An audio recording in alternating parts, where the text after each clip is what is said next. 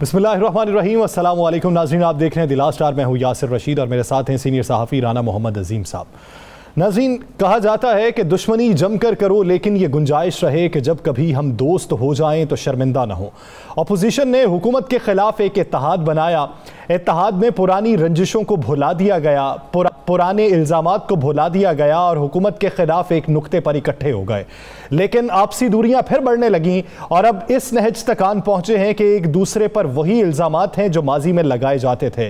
बिलावल भुट्टो जरदारी ने अब्बासपुर आज़ाद कश्मीर में इलेक्शन मुहिम से खिताब करते हुए ये कहा कि हम पर जो जुल्म किए गए, बीबी के साथ जो सलूक रवा रखा गया, उसको भुलाकर हम पाकिस्तान मुस्लिम लीग नून के साथ मिले थे ताकि बेहतरी लाई जा सके।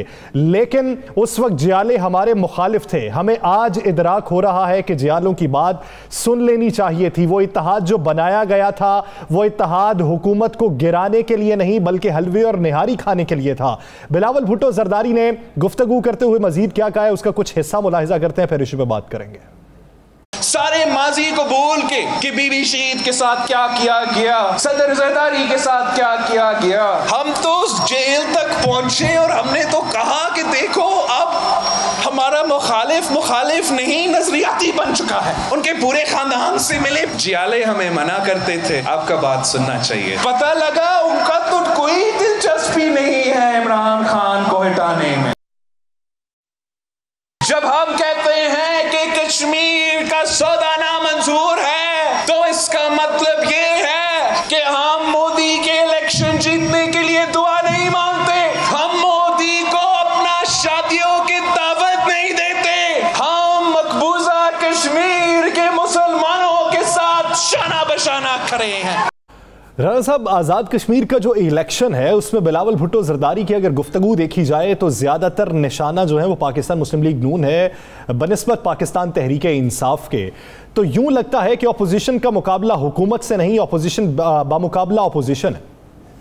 बिस्मिल्लाहिर्रहमानिर्रहीम, अस्सलातु वस्सलामु अलैका या सय्यदी या रसूलल्लाह, अस्सलातु वस्सलामु अलैका या सय्यदी या हबीबल्लाह। या सर बिल्कुल इसी तरह है। देखें, हमने बहुत देर पहले कह दिया था कि पीपल्स पार्टी और मुस्लिम लीग नून बामजबूरी एक दूसरे के साथ हैं। ना इनके वर्कर एक दूसरे को मानने के लिए तैयार है, ना इनके दीगर जो रहनुमा हैं वो एक दूसरे को मानने के लिए तैयार हैं। देखिए, अब पंजाब के अंदर, सिर्फ पंजाब में आप देख लें तो पंजाब के अंदर 80 से ज़ायद हल्के ऐसे हैं जहाँ पर पीपल्स पार्टी वर्सेस मुस्लिम लीग नून मैच पड़ता है।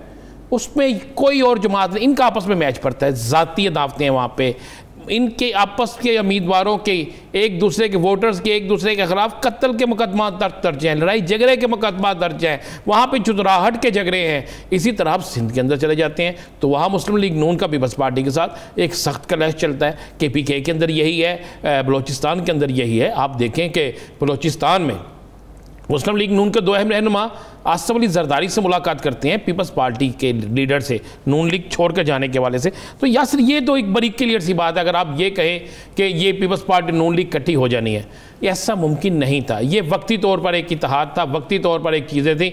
जो जो वक्त गुजरता गया, अब आपने देखा है कि एक कोशिश इन्होंने की बड़ी आपस में पुरअमन रहने की, लेकिन उसमें भी आपको याद होगा हमारे ही प्रोग्राम में क्या कहा था पीपल्स पार्टी के साबिक वज़ीर आला गिलगित बल्तिस्तान ने, कि पीपल्स पार्टी जो है नून लीग के वज़ीर आला गिलगित बल्तिस्तान ने क्या कहा था कि पीपल्स पार्टी सिंध से बजट ला के यहाँ लगा रही है, यहाँ पर सब कुछ कर रही है, हमारे खिलाफ पैसे इस्तेमाल कर रही है, उनकी गवर्नमेंट हमारे खिलाफ इस्तेमाल हो रही है। याद कर रहे हैं ना? तो उस वक्त कारकुन तो उस वक्त भी मानने के लिए तैयार नहीं थे, लेकिन अब आकर तो बात बहुत आगे निकल गई है। आप क्या समझते हैं बिलावल की आज की तकरीर है जिसमें वो कह रहे हैं जनाब शादियों पे नहीं बुलाते, शादियों पे मोदी को किसने बुलाया था? भाई शरीफ खानदान ने बुलाया था। उसी जाती उमरा में आप भी गए थे, जिस जाती उमरा में जनाब मोदी साहब आए थे, उसी जाती उमरा में जाके आप भी इनके सारे लोगों से मिले थे। पता उस वक्त भी इनको यही था कि आपस में हमारा मैच बनना है। मैं बिल्कुल आपको कह रहा, यही पता था इनको। अब मामला ये था कि दोनों जमातें अपना अपना सौदा बेचने के लिए एक दूसरे को इकट्ठा करके दोनों जमातें इस कोशिश में थी कि किसी तरीके से हमारी किसी के साथ डील हो जाए, हम शो करें हम पावर में, ये भी चाह रहे थे। दोनों एक दूसरे को इस्तेमाल कर रहे थे और दोनों समझते थे कि हमने इस्तेमाल कर लिया, वो समझता था मैंने इस्तेमाल कर लिया। मौलाना फजलुर रहमान इन दोनों को इस्तेमाल कर रहा था। आखिर ये लड़ाई होनी थी। या सर आज की देखिए, इमरान खान की ये मुखालफत करते हैं, इनको नज़र आता है, इनकी फितरती समझ आती है कि हुकूमत की मुखालफत कर रहे हैं। आज आप गौर करें सर, नून लीग की नहीं, तो मौलाना साहब को पड़ गए वो निहारी हलवा कौन खिलाता है भाई? मौलाना साहब के साथ भी बिलावल सीधे हो गए हैं। बिलावल ने कहा अमेरिका जाने से पहले पहले एक दफ़ा मैं इन सब को ललकार के जाऊँ। तो यासर आज कश्मीर के इलेक्शन में सारे मामलात के बाद एक चीज़ तो बड़ी वाज़े हो गई, बड़ी वाज़े हो गई कि आने वाले वक्तों में मुस्लिम लीग नून और पीपल्स पार्टी की लड़ाई पीटीआई मुस्लिम लीग नून पीटीआई पीपल्स पार्टी से ज़्यादा हो। लेकिन राणा साहब ये देखें कि पिछले 4-5 दिनों में जो इल्ज़ामात लग रहे हैं, जो बयानात आ रहे हैं, वो पाकिस्तान पीपल्स पार्टी के आ रहे हैं, तो क्या आने वाले 4-5 दिनों में रिबटल आएंगे मुस्लिम लीग नून की तरफ? मैं आपको बड़ी खबर देता हूँ। आज के बयानात के बाद शरीफ ख़ानदान के बड़ों का कट हुआ, कुछ फ़ोन पे थे और कुछ वैसे ही मौजूद थे। तो उसमें मुस्लिम लीग नून के चंद अहम रहनुमा जो ख़ास चंद लोग हैं ना, वो भी थे। तो उन्होंने बड़े मियाँ साहब से ये इजाज़त मांगी है कि मियाँ साहब बड़ी गल बहुत हो गया, बहुत हो गया। अब तो आपकी ज़ात पे भी तनकीद हो रही है, मुस्लिम लीग नून पे हो रही है, मरियम साहबा पे हो रही है, और बड़ा खुल डुल के पीपल्स पार्टी कर रही है। तो अब हमें भी इजाज़त दें, अब बहुत हो गई। अब हमें इजाज़त तो इनकी तरफ से मिल रही थी, लेकिन अब वो कह रहे थे कि मरियम साहबा कुछ कहें और शहबाज शरीफ साहब कुछ कहें। तो इस दौरान में इस मीटिंग में जनाब शहबाज शरीफ साहब ने क्या कहा, उन्होंने कहा नहीं, कुछ देर सब्र करें, कुछ देर सब्र करें। शहबाज शरीफ साहब आज भी रोकते रहे। तो मियाँ नवाज शरीफ साहब ने आखिरकार फैसला ये किया है कि आप कश्मीर में जलसों का आगाज़ करें, किसी तीसरे शख्स के ज़रिए मुस्लिम लीग नून पैगाम भेज रही है। अगर इसके बाद भी बिलावल बोलता है तो फिर आप देख लें कि मुस्लिम लीग नून की जो नंबर 1 क़यादत है ना, मरियम साहबा, शाहिदा खान अब्बासी साहब, ये फिर बोलेंगे, शहबाज शरीफ नहीं बोलेंगे। तय हो गया कि शहबाज शरीफ नहीं बोलेंगे, बाकी जो है इनकी क्लास लेंगे। शहबाज शरीफ ने कहा जी अगर मैं बोला तो असम्बली के अंदर बहुत सी ऐसी चीज़ें हैं जिससे हमें फ़ायदा पहुंचता है, उस पर ये बिलावल जो है वो हमारा साथ नहीं देंगे। तो अब मुस्लिम लीग नून डबल गेम खेलने लगी है कि शहबाज शरीफ साहब जाके थपकी दे देंगे, जाके माफ़ी मांग लेंगे, जाके मनाने पे लग जाएंगे, और मरियम और बाकी टीम जो है ये बिलावल को अब जवाब देगी। ये मैं आज की आपको ताज़ा इतला दे रहा हूँ, ये फैसला हो गया है। सिर्फ एक जलसे में ज़रा कम किया जाएगा, उसके बाद मरियम खुल के सामने आ जाएगी। फिर मरियम कहेगी कि जनाब ये भी बात होगी कि फिर ये कहा जाएगा कि जी हमें इस्तेमाल किया गया है। फिर वो कोई कराची वाले के मुकदमे का भी जिक्र चलेगा, इसमें फिर बहुत सी चीज़ों का जिक्र चलेगा। मैं आपको बड़ी मुसद्दक़ा इतला दे रहा हूँ। मुस्लिम लीग नून की क़यादत अब फैसला कर चुकी है। जिक्र तो फिर उधर दूसरी तरफ से भी तो चलता है ना, जिस तरह आज जरदारी साहब ने कहा, उनसे सवाल किया गया कि आपके साथ फ़र्क कुछ और तरह है, मियाँ साहब के साथ फ़र्क कुछ और तरह है। उन्होंने कहा कि मियाँ साहब का डोमिसाइल जो है वो मुझसे अच्छा है। हाँ, देखें उन्होंने इशारा किस तरफ किया कि मियाँ साहब का डोमिसाइल कहाँ का है, किस शहर का है, किस सूबे का है, इशारा तो उस तरफ किया ना। वैसे जरदारी साहब को ये कहना नहीं चाहिए था, क्योंकि जरदारी साहब ने तो पाकिस्तान खप्पे का नारा लगाया हमेशा, तो पूरा पाकिस्तान जो है वो एक ही है, किसी का डोमिसाइल। लेकिन जरदारी साहब जिस इस हवाले से कह के गए हैं वो बात तो दुरुस्त है। अब आप ये तो देखें ना कि जरदारी साहब ने कैद काटी, जरदारी साहब इस बीमारी की, जरदारी साहब आपको पता है मियाँ नवाज शरीफ से ज़्यादा बीमार हैं जी, और इसके बावजूद जरदारी साहब जो है वो पाकिस्तान में मुकाबला कर रहे हैं हालात का, लड़ने के लिए तैयार हैं, जेल जाने के लिए तैयार हैं, मुकदमात का सामना कर रहे हैं, सियासत कर रहे हैं। लेकिन मियाँ साहब चूँकि चले जाते हैं बाहर, तो ये किसी और तरफ से इशारा था, आप उसको किसी और तरफ इशारा लेकर ना जाइएगा। तो जरदारी साहब ने इशारा किसी और तरफ दिया है, और मियाँ साहब को वाकई उन्होंने दुरुस्त कहा है कि वापस आ जाना चाहिए, सियासत करनी है ना, तो मियाँ साहब को वापस आ जाना चाहिए। लेकिन आज की आपको मैं बड़ी खबर दे रहा हूँ कि शरीफ ख़ानदान पे प्रेशर आ गया है, और ये फ़ैसला हो गया है कि एक जलसे के बाद खुलकर मुखालफत शुरू होगी अगर बिलावल ने अपनी गुफ्तगू बंद ना की। ये पैगाम पहुँच गया है बिलावल तक, और बिलावल साहब तक जो पैगाम पहुँचाने वाले हैं वो एक साबिक चेयरमैन सेनेट है, उनके ज़रिए ये पैगाम पहुँचाए कि अब बस बहुत हो गई। अगर आप इस जलसे के बाद भी बिलावल साहब ने यही रवैया रखा तो फिर आप देखेंगे कि जलसों में मरियम साहबा करेंगे। लेकिन मैं फिर कह रहा हूँ, जो खबर है, शहबाज शरीफ गुफ्तगू नहीं करेंगे, शहबाज शरीफ पीपल्स पार्टी को तनकीद का निशाना नहीं बनाएंगे, शहबाज शरीफ पीपल्स पार्टी के ख़िलाफ़ बात नहीं करेंगे, मरियम बात करेगी, शाहिदा खान अब्बासी बात करेंगे, एहसन इकबाल बात करेंगे, इसी तरह बाकी राजा फ़ारूक हैदर से बात करा ली जाएगी। लेकिन शहबाज शरीफ जो है, ये दोनों भाइयों का जो एक पुराना सिलसिला है ना, एक किसी को निकालता है दूसरा हाथ रख देता है, एक खींचता है दूसरा प्यार कर देता है, तो ये सिलसिला शुरू हो जाएगा। ये आज की मीटिंग में ये तय हो चुके हैं। राणा साहब आगे बढ़ के फिर बात कर लेते हैं 2023 के हवाले से, जो पाकिस्तान मुस्लिम लीग नून ये सोच चुकी है कि इस हुकूमत को टाइम देना है, ये अपना वक्त मुकर्रर कर ले। दूसरी जानिब पाकिस्तान तहरीक इंसाफ भी अब 2023 के हवाले से काफ़ी पुरुमीद दिखाई देती है कि अगला इलेक्शन भी हमारा होगा, जहाँ पे सूरत हाल कुछ बेहतर हो रही है। हालिया जो इल्ज़ामात लग रहे थे, जो बिजली के हवाले से लग रहे थे, आज खुशाइन बात यह है कि 24,000 से ज़ायद मेगावाट की बिजली जो है वो नेशनल ग्रिड में इस वक्त दाखिल कर दी जा चुकी है, और ये एक रिकॉर्ड है 2018 के बाद का। तो आने वाले दिनों में पाकिस्तान तहरीक इंसाफ को अगर 2023 में कुछ उम्मीदें हैं तो वो किन बुनियादों पे? यासर, मैं आपको ये भी आज एक अहम इतला दे दूं। ये आप अचानक आपने सियासत में देखा इत्तेहाद टूट गए। सियासत में देखा कि मियाँ शहबाज शरीफ साहब की तरफ से हो, बिलावल भुट्टो जरदारी साहब की तरफ से हो, मरीम साहबा की तरफ से हो, मौलाना साहब की तरफ से हो, ये फौरी मुतालबा जो है वो दम तोड़ने लगा है कि आज ही हुकूमत को ख़त्म कर दो। गुफ्तगू तक है, लेकिन वो जो एक जाहो जलाल था, वो जो एक चढ़ाई का मूड था, जो एक अवामी कंपेन बनाने का मूड था, वो ख़त्म हो गया। उसके पीछे तीन चीज़ें हैं। पीटीआई क्यों इतनी मुतमिन है? देखें, पीटीआई को बड़ा मुश्किल हालात मिले, बड़ा माशी मुश्किलात थी, बड़ा था, कर्जे थे, कोरोना आ गया, बहुत सी चीज़ें ऐसी आ गई, और उसके साथ ही अचानक कोरोना के बाद दोबारा इंडस्ट्री जब चलना शुरू हुई तो बहुत अच्छी ग्रोथ शुरू हो गई। अब ग्रोथ शुरू होने के बाद आपको पता है, मैं आपको एक बड़ी खबर दे दूँ, 6 सर्वे कराए गए यासर, न्यूट्रल तरीके से 6 सर्वे कराए गए पीटीआई की तरफ से। 6 सर्वों के अलावा कुछ अहम अदारों की रिपोर्टें भी गईं, तो उनमें यह हैरत अंगेज़ तौर पर यह चीज़ सामने आई कि पाकिस्तान की हिस्ट्री में पहली दफ़ा जो ज़री शोबा है, जिसे हम ज़राअत से तल्लुक़ रखने वाले जो लोग हैं, वो इस हुकूमत से इस कदर खुश हैं कि जिन देहातों के अंदर, जिन जगहों पर यह डिस्कस होता था बरादरी को वोट देना है, ग्रुपों को वोट देना है, अब वहाँ कहा जाता है कि इस हुकूमत का कोई भी उम्मीदवार खड़ा होगा हम उसको वोट देंगे।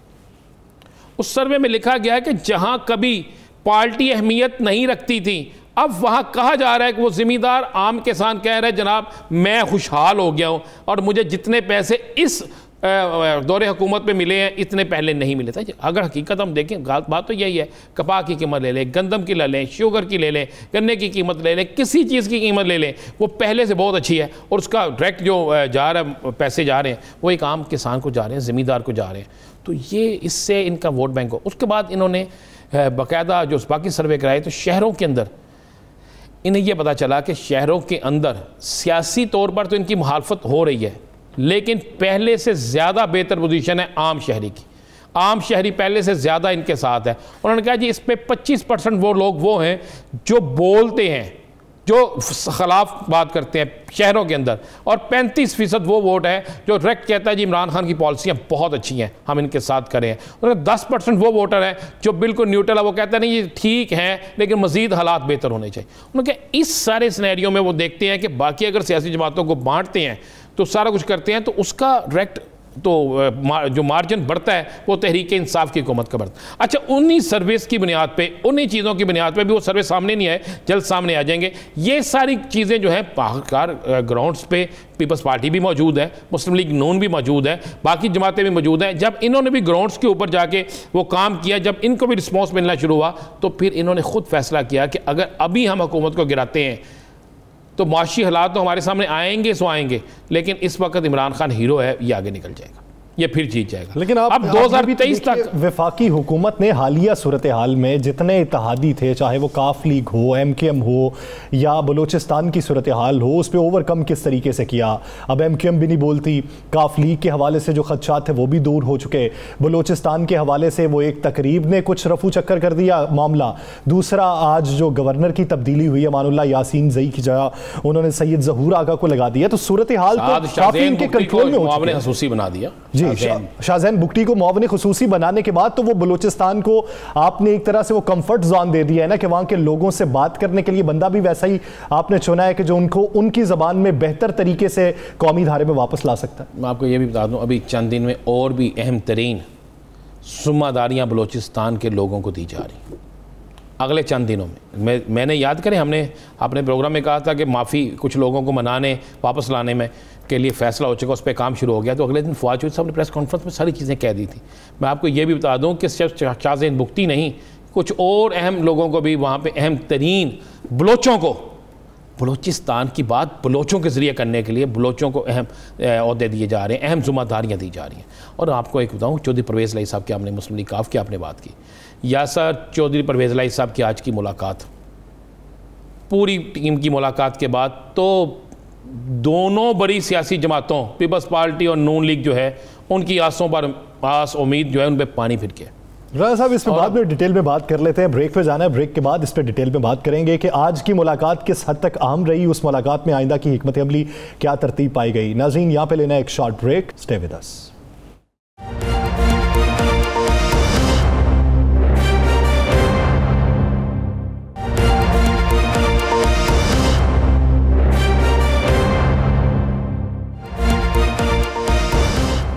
Welcome back. नाज़रीन एक बार फिर से तज़किरा करते हैं बिलावल भुट्टो ज़रदारी साहब का, जो मियां मोहम्मद शहबाज शरीफ की असम्बली से गैर हाज़िरी को भूल ना पाए, अभी तक उसका तज़किरा करते हैं और कहते हैं कि सवाल पूछना चाहिए मौलाना फजलुर रहमान को भी, शहबाज शरीफ साहब को भी, कि वो मेंबरान जो असम्बली से गैर हाजिर रहे हमारी यकीन दहानियों के बावजूद कि हम मिल के आगे बढ़ेंगे, वो क्यों गैर हाजिर रहे। आप सवाल तो पूछ नहीं सकते, तो आप इस हुकूमत को क्या गिराएंगे, ये हुकूमत तो आपको सूट करती है। हमारे साथ यहाँ पे ज्वाइन कर चुके हैं पाकिस्तान मुस्लिम लीग नून के सीनियर रहनुमा राना मशहूद साहब। राना साहब साथ ही रहिएगा, बिलावल भुट्टो ज़रदारी साहब ने आज जो गुफ्तगू की है उसका कुछ हिस्सा दोबारा से मुलाहिजा करते हैं, फिर गुफ्तगू को आगे बढ़ाएंगे। सारे माजी को भूल के कि बीबी शहीद के साथ क्या किया गया, सदर ज़रदारी के साथ क्या किया गया, हम तो जेल तक पहुंचे और हमने तो कहा कि देखो अब हमारा मुखालिफ नहीं नजरियाती बन चुका है। उनके पूरे खानदान से मिले, जियाले हमें मना करते थे आपका बात सुनना चाहिए, पता लगा उनका तो कोई दिलचस्पी नहीं है इमरान खान को हटाने में। राना साहब, बिलावल भुट्टो साहब कहते हैं कि जो आर या पार कहते थे आज वो पांव पकड़ने तक आ गए हैं, ये इत्तेहाद हमने हलवे और निहारी के लिए नहीं बनाया था। बिस्मिल्लाहिर्रहमानिर्रहीम। देखिए, सबसे पहली बात तो ये है कि मियां शहबाज शरीफ साहब की जो बात है उसको आप सियाको सबाक से जब हटाकर पेश करेंगे, वो हमेशा उन्होंने जो बात की थी वो अपने बड़े भाई के हवाले से की थी, और मियां साहब का और मियां नवाज शरीफ साहब की जो मोहब्बत और अकीदत का रिश्ता है वो पूरी दुनिया को पता है, और इस खानदान में जो अदब का रिश्ता है वो सारी दुनिया को पता है। तो उसको कोई दूसरा रंग देने की ना कोशिश करनी चाहिए। ये सब जब तक बड़े मियां शरीफ साहब जिंदा थे उनके साथ जो इनका प्यार और मोहब्बत था, जो एहतराम था, तो इसको मैं तो ये समझता हूँ। और दूसरी बात है कि जो बिलावल भुट्टो साहब बात कर रहे हैं वो एक इंतखाबी कैंपेन पे गए हुए हैं, जिसको अवाम के सामने खड़े होते हैं, जाहिर बात है उन्होंने अपने लिए वोट मांगने हैं, तो वो जो कर रहे हैं तो वो उस वक्त मैं तो उसको ये समझूंगा कि वो अवाम का वोट लेने के लिए, क्योंकि वो नहीं चाहते कि कोई वोट मुस्लिम लीग नून को दे या किसी और जमात को दे और पीपल्स पार्टी को दे, तो इसलिए जो उनकी गुफ्तगू है उसको इतना सीरियस लेने की जरूरत नहीं है। राणा साहब, आप कहते हैं कि बिलावल भुट्टो की गुफ्तगू को सीरियस लेने की ज़रूरत नहीं है, आपके नज़रिया बिल्कुल दुरुस्त होगा, लेकिन आज जो उन्होंने तकरीर की, आज से एक दिन पहले की, उससे एक दिन पहले की, वो डायरेक्ट आप मुस्लिम लीग, आप तहरीक इंसाफ से ज़्यादा मुस्लिम लीग नून को निशाना बना रहे हैं। इससे पहले भी तो गिलगित बल्तिस्तान के इलेक्शन हुए हैं, वहाँ पे भी तो वोट मांगने गए हैं, वहाँ पे उन्होंने ऐसे कोई बात नहीं की। कश्मीर के इलेक्शन में ये सब कुछ कहना और कौमी असम्बली के इजलास के बाद भी ये सब कुछ कहना, अचानक रवैये में तब्दीली क्या, क्यों? मेरा अपना ख्याल है राणा साहब, आप माशाल्लाह खुद बहुत अच्छे सियासी तज्जियाकार हैं, कि इस वक्त जो पीटीआई की हुकूमत है उससे सारे मायूस हो चुके हैं, और लगता यह है कि इलेक्शन का मैदान सजने लगा है। तो जब इलेक्शन का मैदान सजने लगा है तो हर एक ने अपने अपने नजरिए और अपने अपने मंशूर की बात करनी है, और बिल्कुल पीडीएम के प्लेटफॉर्म पे हम सब इकट्ठे हैं कि हमने इस हुकूमत से निजात हासिल करनी है, लेकिन उसके आगे जब इलेक्शन में जाना है तो हर एक ने अपने अपने लिए जाना है। तो इसलिए जो बिलावल भुट्टो साहब की तकरीर है वो एक इंतखाबी तकरीर है, और उसको इससे ज्यादा कुछ नहीं समझना चाहिए। राना साहब, अगर इसे एक इंतखाबी तकरीर ही समझ लिया जाए तो उसमें इलाकाई मसाइल पे गुफ्तगू हो, जो आज़ाद कश्मीर के पहले मुंतखब नुमाइंदे थे उनके खिलाफ बात हो जाए, उनकी पॉलिसीज़ के खिलाफ बात हो जाए, लेकिन पीडीएम के प्लेटफॉर्म पे जो नुकात तय किए गए थे उनके बारे में बात करना, फिर तो ये यही लगता है कि आने वाले दिनों में वो पुरानी जो इस वक्त कुर्बतें बढ़ रही थी कुछ अर्सा पहले, वो रंजिशें अब मुसलसल रहेंगी। देखें, मैं आपको फिर बताऊं, हमारे पीपल्स पार्टी के जो लोग हैं इनके साथ हमारे आज भी गुफ्तगू चल रही है, बात हो रही है, लेकिन वो गुफ्तगू सिर्फ और सिर्फ एक ऐसी तहरीक के लिए है जो पीडीएम के प्लेटफॉर्म से होनी है। बाकी जहां पर भी इलेक्शन होगा पीपल्स पार्टी अपना इलेक्शन लड़ेगी, हम अपने नजरियात के ऊपर इलेक्शन लड़ेंगे। और जब कल से हमारे जो मुकर्रीन वहां पे जो हमारी टीमें जा रही हैं वो भी तकारीर करेंगी, उसके अंदर पीपल्स पार्टी की खामियां आजाद कश्मीर के अंदर उसको भी उजागर करेंगी, जो पीटीआई की खामियां उसको भी उजागर करेंगी। तो ये इंतखाबात के अंदर एक दूसरे की खामियां, और अल्लाह का शुक्र है कि कश्मीर में हमने डिलीवर करके दिखाया हुआ है। उस कश्मीर के अंदर जिसमें कोई पार्टी डिलीवर नहीं कर सकी थी, हमने पिछले 5 साल के अंदर वहां पर इंफ्रास्ट्रक्चर की डेवलपमेंट से लेके हेल्थ एजुकेशन के अंदर, टूरिज्म के अंदर, फॉरेस्ट के अंदर, मतलब आप देखें कि बेतहाशा तब्दीलियां और बेहतरियां आई हैं वहां पर। राना साहब, आप कह रहे हैं कि पीडीएम पे हम एक हैं, पीपल्स पार्टी तो पीडीएम छोड़ चुकी है। बिलावल तो बार बार कह चुके हैं कि अब हमारा कोई पीडीएम से तल्लक नहीं है, किसी पीडीएम की तहरीक का हम हिस्सा नहीं बनेंगे। तो फिर कौन सी पीडीएम? फिर बिलावल के साथ कैसा पीपल्स पार्टी के साथ रवैया नरम रखना, या उनकी बातों के कि पीडीएम में हम इकट्ठे हैं? वो तो पीडीएम छोड़ चुके हैं। देखिए राना साहब, बात यह है कि रवैया नरम या गरम ये हालात ही तय करते हैं। और मैं सिर्फ इधर इस वक्त इतना कहूंगा कि हमारी पार्टी लीडरशिप के ऊपर जो है, मतलब किसी को भी बात करने से पहले सोचना चाहिए। मैंने भुट्टो बिलावल साहब की तकरीर सुनी है और उसके अंदर जो उन्होंने अटैक किए हैं, तो ये अगर माहौल को गर्म करना चाहते हैं तो वो माहौल गर्म करना बहुत आसान होता है। खास तौर पर जब इंतखाबी मुहिम चल रही हो तो माहौल खुद ब खुद गर्म हो जाता है। पीपल्स पार्टी जो है उसको मैं ये समझता हूँ कि अगर वो कुछ हासिल करना चाहती है तो वो इस तरह की तकरीरों से हासिल नहीं कर सकेगी। आज पाकिस्तान में कोई भी जमात अगर कुछ हासिल करना चाहती है तो वो डिलीवरेंस की बुनियाद पर हासिल कर सकती है, जिस तरह हमने वफाक में और पंजाब में डिलीवर करके दिखाया। और 2018 का मॉडल अब नहीं चलेगा। इंशाल्लाह जो अगला इलेक्शन आएगा उसके अंदर हकीकी मानों में अवाम की तर्जुमानी करने वाली जमात जो अल्लाह के फजल से मुस्लिम लीग नवाज है वही आगे आएगी। राना साहब, अगर पीपल्स पार्टी हदफे तनकीद आज़ाद कश्मीर के इलेक्शन में पीएमएलएन को ही बनाएगी तो उसका ज्यादा फायदा पीटीआई या आज़ाद उम्मीदवारों को नहीं होगा?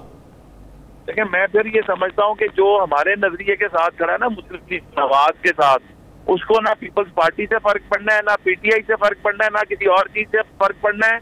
और खास तौर पर वो वोटर जो पहले किसी जमात को वोट नहीं देता था, 5 साल के अंदर जो हमारी कारकर्दगी आजाद कश्मीर के अंदर रही है, आपको इंशाल्लाह ताला बहुत जबरदस्त किस्म के रिजल्ट देखने को मिलेंगे और पीएमएलएन आजाद कश्मीर में स्वीप करेगी इंशाल्लाह ताला। चले राना साहब, ये तो आज़ाद कश्मीर का इलेक्शन है, उसमें नजर आएगा। आगे जरा सियासत की बात कर लेते हैं।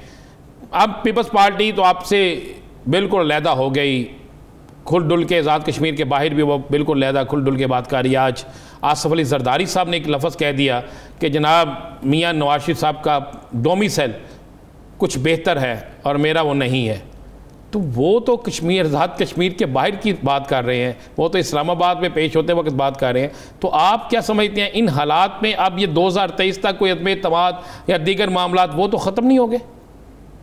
देखिए राना साहब, बात यह है कि पहली बात है, अगर ये कहे कोई कहे कि मियां नवाज शरीफ, ये उन मियां नवाज शरीफ साहब के बारे में बात हो रही है जो 165 पेज ने नैब की रोजाना की बुनियाद पर भुगती, जो अपनी बेगम को बिस्तरे मर्ग पे छोड़कर पाकिस्तान आए और जेल में गए, अपनी बेटी के साथ जेल में गए। तो अब कोई कार्ड खेलने की कोशिश ना करे। इस मुल्क के लिए जितनी कुर्बानी मियां नवाज शरीफ साहब ने, मियां शहबाज शरीफ जेल गए, हमजा शहबाज 2 साल जेल में रहकर आए और नैब के बाद अब एफआईए के नोटिस शुरू हो गए, अब एफआईए की तलबियां शुरू हो गई।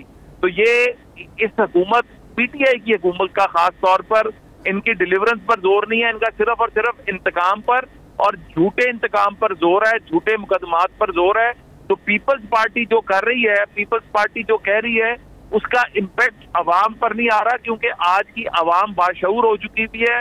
वो समझती है इस वक्त कि पाकिस्तान में क्या हो रहा है और किसके साथ क्यों किया जा रहा है और किस वजह से किया जा रहा है। ये सिर्फ और सिर्फ पीएमएलएन की मकबूलियत से घबरा कर किया जा रहा है। इसका जरदारी साहब को भी पता है। आए थे पंजाब में, उनको खातिर खा नताइज भी मिले, तो फिर जब मिलते तो फिर थोड़ी सी बातें इस तरह फ्रस्ट्रेशन में हो जाती हैं, उनकी खैर होती है। राना मशहूद साहब, आज कमर जमान कायरा साहब ने यह कहा कि पाकिस्तान मुस्लिम लीग नून की जो नायब सदर हैं मरियम नवाज साहिबा, वो भी ये चाहती हैं कि ये हुकूमत ना जाए, ये अपनी मुद्दत पूरी करे। जुबैर साहब भी ये चाहते हैं, उनके बहुत से रहनुमा ये कहते हैं ये हुकूमत हमें सूट करती है। इनका तो इरादा ही नहीं था हुकूमत को भेजने का। देखें, फिर ये बात है कि ये सियासी समझ और बूझ की बात है। इस हुकूमत को भेज के अगर तो नए इलेक्शंस अनाउंस होते हैं, जो हमने कहा था कि असेंबलियों से इस्तीफे दें, हमने कहा था कि इन असेंबलियों से बाहर आएं और हुकूमत पर प्रेशर डाला जाए कि नए इलेक्शन की तरफ जाएं। अगर नए इलेक्शन नहीं और इन हाउस चेंज, इसका ना पाकिस्तान की अवाम को फायदा है ना ही जमहूरियत को फायदा है। तो आज अगर नए इलेक्शन अनाउंस होते हैं तो मुस्लिम लीग नवाज उसके लिए खड़ी है कि नए इलेक्शन हो, फ्री एंड फेयर हो, और जो जीत जाए वो आके पाकिस्तान की किस्मत का फैसला करे। क्योंकि जो इस वक्त बैठे हैं, इन्होंने इलेक्शन चोरी की है और उस इलेक्शन चोरी करने के बाद ना डिलीवर कर पा रहे हैं, ना कोई यहाँ पर आप। राना साहब, आप क्या समझते हैं पाकिस्तान पीपल्स पार्टी जो अचानक बोलना शुरू होगी, जरदारी साहब बोलना शुरू हो गए, वो किसी और की लाइन ले रहे हैं? ये देखें, मैं इसके ऊपर कोई तबसरा इसलिए नहीं करूंगा कि पीपल्स पार्टी को ये समझना चाहिए कि इन हाउस चेंज का फायदा किसी को नहीं होगा। और अगर वो इन हाउस चेंज की बात करते हैं, जो उन्होंने की भी थी, तो मुस्लिम लीग नून उससे एग्री नहीं करती। हम ये समझते हैं यानी मुस्लिम लीग नून इन हाउस तब्दीली के हक में नहीं है। हम बिल्कुल जी, हम ये ऑप्शन कोई आज की तो नहीं है, ये तो पहले साल के बाद ऑप्शन शुरू हो गई थी कि ये नाकाम हो गए, ये नाअहल आ गए हैं, ये गलत लोग आ गए हैं, इनकी जगह पे जो है वो इन हाउस चेंज करके फलाना सेटअप। हम बिल्कुल किसी सेटअप की फेवर में नहीं गए और हम चाहते हैं कि नए इलेक्शन हो और पाकिस्तान के अवाम का जो हक छीना गया वो हक उनको वापस दिलवाया जाए। सही, पाकिस्तान के अवाम का जो हक छीना गया वो वापस दिलवाया जाए। इन हाउस तब्दीली या इस तरह की किसी सेटअप की पाकिस्तान मुस्लिम लीग नून हिमायत नहीं करती। बहुत शुक्रिया राना मशहूद साहब इस वक्त देने के लिए। नाज़रीन, दीगर इश्यूज पे बात करेंगे एक शॉर्ट ब्रेक के बाद। स्टे विद अस।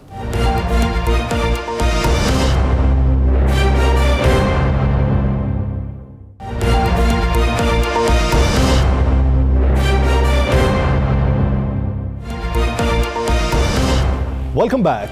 नाज़रीन, पाकिस्तान मुस्लिम लीग नून तो ये समझती है कि पाकिस्तान पीपल्स पार्टी के जो बयानात हैं वो इंतखाबी कैंपेन के दौरान के हैं, उन्हें संजीदा नहीं लेना चाहिए, वो कोई माने नहीं रखते, और अगर वो इन दिनों में बयानात नहीं देंगे तो किन दिनों में देंगे। ये एक रिवायती सियासत है और इस सियासत में ऐसा ही चलता है। लेकिन हुक्मरान जमात इस बारे में क्या राय रखती है? हुक्मरान जमात को अगर हदफ़े तनकीद पाकिस्तान पीपल्स पार्टी और पाकिस्तान मुस्लिम लीग नून बना रहे हैं तो उनको कितना खदशा है या उन्हें कितना कंफर्ट जोन मिल चुका है इनकी आपसी लड़ाई के बारे में? और हालिया सियासी जो सिनेरियो बन चुका है, चौधरी बरादरान की मुलाकात वज़ीर आज़म इमरान खान के साथ और मुल्की सियासी सूरत हाल में जो बेहतरी दिखाई दे रही है, उस बारे में हुकूमती शख्सियात क्या राय रखती हैं? इस बारे में जानने के लिए हमें ज्वाइन किया है पाकिस्तान तहरीक इंसाफ की रहनुमा कंवल शोजब साहिबा ने। कंवल साहिबा, शुक्रिया आपके वक्त का।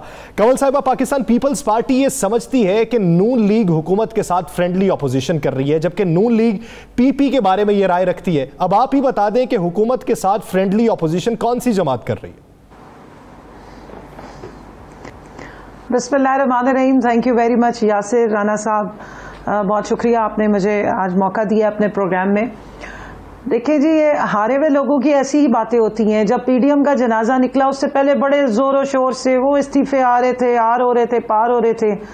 आज वो आपको याद है, आपके साथ बहुत मैंने उन दिनों में प्रोग्राम्स किए थे और प्रेडिक्शन भी की थी कि ये पीडीएम फारिग हो जाएगी, और आज आपने देख लिया है कि मुकम्मल हारे हुए लूजर्स की जुबान है।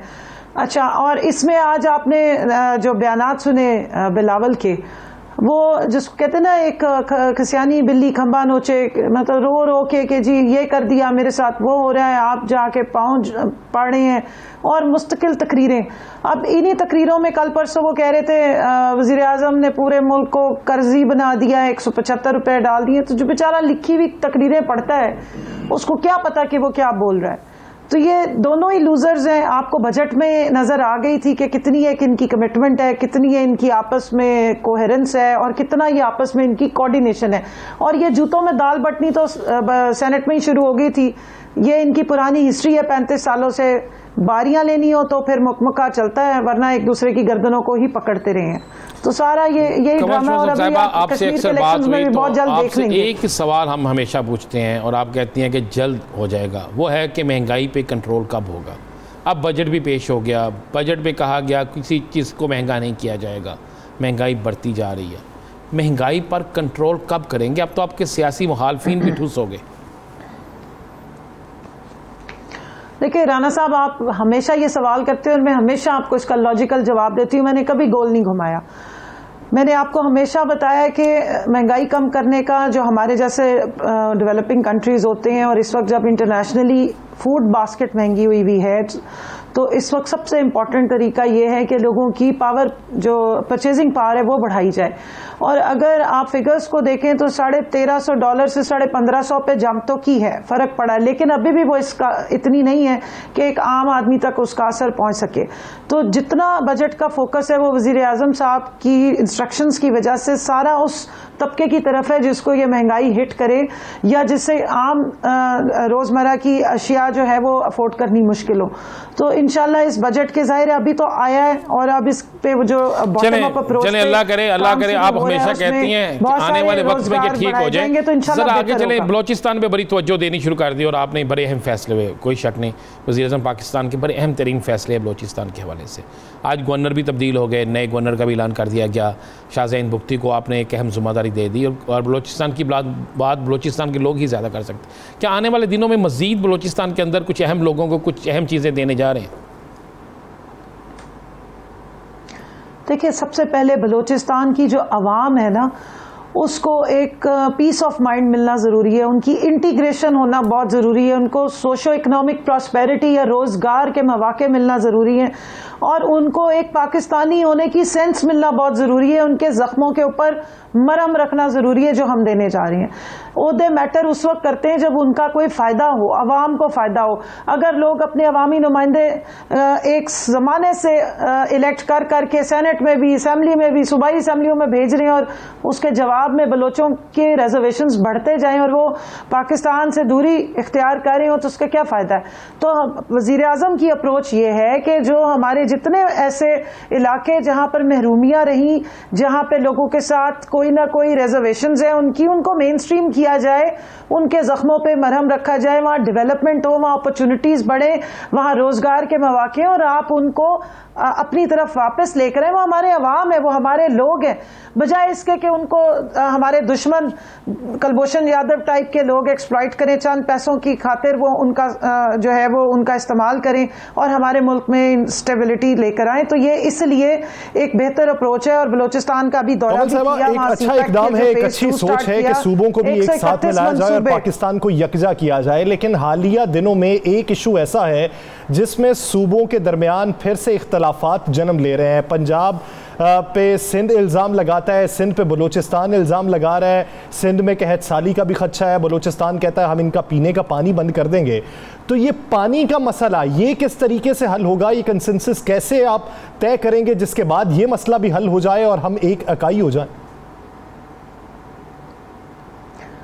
जी, ये अच्छा सवाल है। मैं सिर्फ इतना कहूँगी कि सिंध के अपने ही एक सूबाई वजीर सिंध में जब खड़े होके असलियत बेनकाब करते हैं कि जहाँ पे बैराजेज हैं वहाँ से अगर पानी चोरी हो रहा है और वहाँ वडेरा सिस्टम के तहत लोग अपना इन्फ्लुएंस इस्तेमाल कर रहे हैं, तो फिर आप वफाक पे या पंजाब पे इल्ज़ाम तराशी नहीं कर सकते।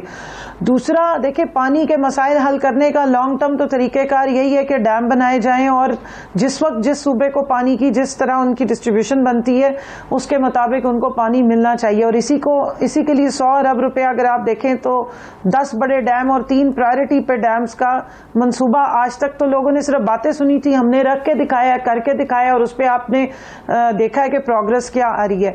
तो मेरा ख्याल है कि थोड़ा सा ये हाउस इन ऑर्डर करें। सिंध हुकूमत इल्ज़ाम तराशी से पहले अपने जो लीकेजेस हैं, जो अपने सिस्टम की कमियां कोताहियां हैं, उसको ठीक करें। ये मुल्क में state with in the state का कॉन्सेप्ट नहीं है कि सूबा सिंध अपने आप को समझे कि जो दिल में आएगा वो करेंगे, पैसे मांगेंगे तो गन पॉइंट पे मांगेंगे, लेकिन काम का टाइम आए तो एक पर्चा नहीं वो दिलवा सके। मैट्रिक का रोजाना नकलें हो रही हैं, रोजाना फेलियर आप देख रहे हैं, और ये तमाशा लगा हुआ है कि एजुकेशन हो, हेल्थ हो, पानी हो, जो कुछ भी हो, वहां पे आपको हर जगह पे सिर्फ लीकेजेस और 2 नंबरी नजर आती है और कहीं पे आपको आप बड़ी मुतहर्रिक है अपनी जमात के अंदर, पार्लियामेंट में भी आप बड़ी मुतहर्रिक हैं। मैं सिर्फ इतना ये तो बता दें कि मेरे पास इतला है कि 15 के करीब अरकान असम्बली की आपके अहम ज़िम्मेदारान से मुलाकात हुई है और 15 के 15 का तल्लक अपोजिशन से है और आप लोगों की तरफ से उन्हें कोई लिफ्ट भी करा दी गई है, उनको फंड्स भी जारी कर दिए गए हैं, तो ये इनकी अनाउंसमेंट कब कर रहे हैं? देखिए जी, आपके पास इतनी अच्छी खबरें हैं, मैं तो आपको डे 1 से ऐसी खबरें दे रही थी। आपने तो थोड़े नंबर कम बताए, मैंने तो 45 बोले थे। तो अब जाहिर है इलेक्शन का टाइम नज़दीक आ रहा है, तो जिन पंछियों ने परवाज भरने का सोचा हुआ और जो आवाज़ आ रहे हैं ये जो ख़ानदानी लड़ाई से, ख़ास तौर पे चाचा भतीजी की लड़ाई से, तो वो जाहिर है वो अपनी सियासत और अपने लोगों को जो सीरियस लेते हैं वो चाहते हैं कि ये जो ख़ानदानी ग़ुलामी है इनसे हम बाहर आएँ और इंशाल्लाह अच्छा टाइम आएगा तो ज़रूर जो भी मौका आएगा उस पर अनाउंसमेंट होगी। मैं सिर्फ एक और बात कश्मीर के हवाले से कहना चाह रही हूँ, इलेक्शंस के हवाले से। ये बिलावल साहब जो इतनी बड़ी बड़े बड़े नारे दावे कर रहे हैं, सिंध में इनके हालात ये देख ले। मैंने जैसे अभी कहा कि एक इम्तिहान तो ये बगैर नकल के दिलवा नहीं सकते, लाड़काना में अस्पताल और एम्बुलेंस दे नहीं सकते, तो कश्मीरियों को जाके क्या लारे लगा रहे हैं। और 8 टोटल सीटें ऐसी हैं जहां इनके कोई पोटेंशियल कैंडिडेट है। जिस तरह कश्मीर में जो गिलगित बल्तिस्तान में इनका हाल हुआ था ना जी, 2/3 से शुरू किया था, फिर हम जीतेंगे और बाद में जी धांधली का रोना, ये एग्जैक्टली वही करने जा रहे हैं। मैं इसलिए आपके तवज्जुह से आवाम को बताना चाहती हूँ कि 43 में से 8 पोटेंशियल कैंडिडेट है, उनमें से भी शायद मुश्किल से 4 ही जीत सके, जिसमें वो कहते हैं हमने पूरी हुकूमत बना लेनी है, फिर हमने जो है बनीगाला चले जाना है, तो फिर हमने ये कर लेना है।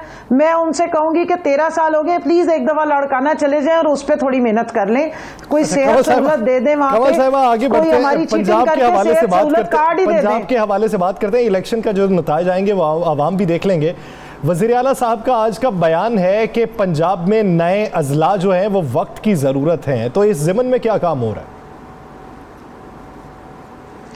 देखिए जी, उस इजला की जो लाइन है ना, उसमें मेरी पर्ची सबसे पहली है और आपके तवज्जुह से मैं बताना चाहती हूँ और रिक्वेस्ट भी करूंगी कि मेरा जो इलाका है, मेरी तहसील है अहमदपुर शर्किया, अगर आप गूगल कर लें आपको पता हो चल जाएगा, तकरीबन 13 लाख आबादी की सबसे पुरानी तहसील है, पूरे पंजाब की सबसे पुरानी तहसील है और उसका नाम भी इजला में डाला हुआ है। तो 6 मेरे ख्याल में और ऐसी तहसीलें हैं जिनको इजला या ज़िला बनाने की कंसिडरेशन है, उसमें मेरी पर्ची सबसे पहली थी। हुकूमत आने के बाद से मैंने ये 6 दफ़ा रिटर्न दरख्वास्त दी हुई है।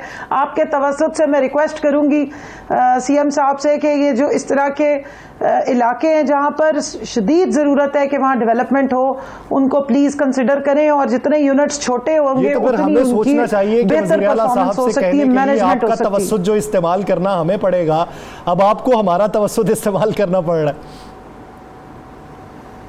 हम दोनों एक दूसरे के लिए लाजिम और मलजूम है, आप हमारी मदद करें, हम आपकी करते हैं। एक वीडियो वायरल हुई इस्लामाबाद से, बड़ी वायरल हुई और उस वायरल होने के बाद काफ़ी दिन बाद वज़ीर आज़म साहब ने एक्शन लिया, मुकदमा दर्ज हो गया। वीडियो आपने वो देखी होगी जिसमें गिरफ्तारियाँ भी हुई, एक लड़का और एक लड़की के साथ जो कुछ ये सारी मामलात हर दूसरे दिन कोई ना कोई वीडियो वायरल होती है। वीडियो वायरल होने के 5, 6, 7 दिन बाद उस पर एक्शन होता है। तो क्या हमारे अदारे, कानून नाफिज करने वाले अदारे इतने कमज़ोर हैं या इतने बेबस हैं कि हर वाक़े के 5 या 6 माह बाद जब उसको ओपन करके सोशल मीडिया पर लाया जाता है, फिर 4 या 5 दिन चीखो पुकार होती है, तो उसके बाद एक्शन होता है? ये मामला कब रुकेगा, कब ऐसा सिस्टम बनेगा कि वज़ीर आज़म साहब को ये ना कहना पड़े कि मैं इस पे एक्शन लेता हूँ? राना साहब, बहुत ही तकलीफदेह बात है। मैं आपको बता रही हूँ, मेरा दिल इतना मजबूत नहीं कि मैं ऐसी वीडियोस देख सकूँ। आप यकीन माने मैं इतनी अपसेट हूँ इस सारे वाक़े के बारे में पढ़ के ही, अभी तक मैंने कोई वीडियो नहीं देखी, ना मैं देखना चाहती हूँ। मुझे उन बच्चों पे इतनी सख्त तकलीफ, मैं साहिब औलाद हूँ, मेरी अपनी बेटी 18 साल की है माशाल्लाह, मुझे बड़ी सख्त तकलीफ है कि ये इस तरीके से कैसे ये माशरा हम आगे लेके चलेंगे। और आपने ठीक कहा है कि ये इतना इन्फ्लुएंस के लोग, बंदूकें और पैसे और उसके बाद पता नहीं क्या तमाशा चलाया हुआ। मैं तो समझती हूँ कि जब हम कहते हैं कि पनिशमेंट्स मिलनी चाहिए तो एक आप देखते हैं सोशल मीडिया पे ही एक सेगमेंट है जो इतना बड़ा तूफान उठा देते हैं कि नहीं जी नहीं, वायलेंस दूसरी वायलेंस को जन्म देता है। मैं आपको ऑनेस्टली बता रही हूं कि अल्लाह मियाँ की दानाई को कभी चैलेंज ना करें। अगर उसने सजा और जजा का हुक्म दिया है कुरान में, हमें उस पर चलने की जरूरत है, इस माशरे को करेक्ट करने के लिए जरूरत है। और जब तक पनिशमेंट्स नहीं होंगी, सख्त सजाएं नहीं मिलेंगी, इबरत का निशान नहीं ऐसे लोगों को बनाया जाएगा, तो फिर तो ये दूसरों के लिए इंकरेजमेंट हो जाएगी। इस तरह के पता नहीं कितने गैंग्स और होंगे जो इंतजार करेंगे, देख रहे होंगे कि इस बंदे के साथ अगर कुछ नहीं होता, अगर इसके साथ कुछ नहीं हुआ तो फिर वो भी उठेंगे, माहौल को कुछ बेहतर भी कर सकते हैं। बहुत शुक्रिया कमल जोसेफ साहिबा इस हवाले से अपना वक्त देने के लिए। दीगर इश्यूज में बात करेंगे एक शॉर्ट ब्रेक के बाद। Stay with us.